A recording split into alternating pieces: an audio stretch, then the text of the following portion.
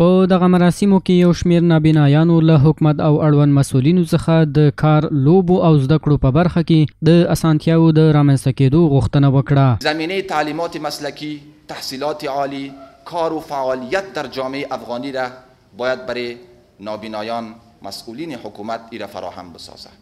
از وزارت معارف تقاضامندیم تا با راه اندازی برنامه‌های ظرفیت سازی و منظور آشنایی آموزگاران با شیوه نگارش نابینایان خط بریل و فرهنگ زبان اشاره ناشنوایان زمینه آموزش همگانی را برای این قشر در مکاتب فراهم بسازد. په همدې حال کې د بلخ ولایت د تخنیکی او مسلکي زده کړو امیر د ټولنې دغه قشر ته د تحصیلي امکاناتو د برابرېدو یادونه وکړه. نوموړي وویل دغه کسانو ته په ډیرو نورو چارو کې هم اسانتیاوي په پام کې نیول شوي. سالهای قبل برای شاگردای تعلیمات خاص 3 موتر گرفتیم که اینا از درس خود میاره و از درس خود به خانه خود میرسند.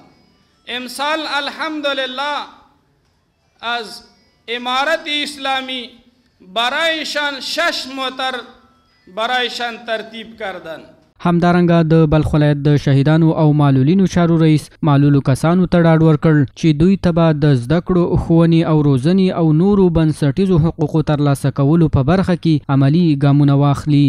تاسو ته موږ اطمینان درکوو چې ان شاء الله ستاسو د ټولو هغه حق به ادا کیږي د حکومت ته طریقه څخه. خو البته کبیل فرض یو کم کس پاتې وي، ثبت نامې د معلولینو په اداره کې نه یې کړی، په ریاست کې نه یې کړی، نو موږ د هغې څخه بیا هم دا غوښتنه لرو چې کوشش دې وکړي، مراجعه دې وکړي، ترتیب یې انشاءالله ورته برابرېږي، موږ هغه د دوی حقوق ورته وړاندې کوو. د یادونې وړ ده په بلخ کې څه باندې 18,000 معلول کسان شتون لري چې اکثره د بیکارۍ او نورو ټولنیزو ستونزو له امله کړېږي.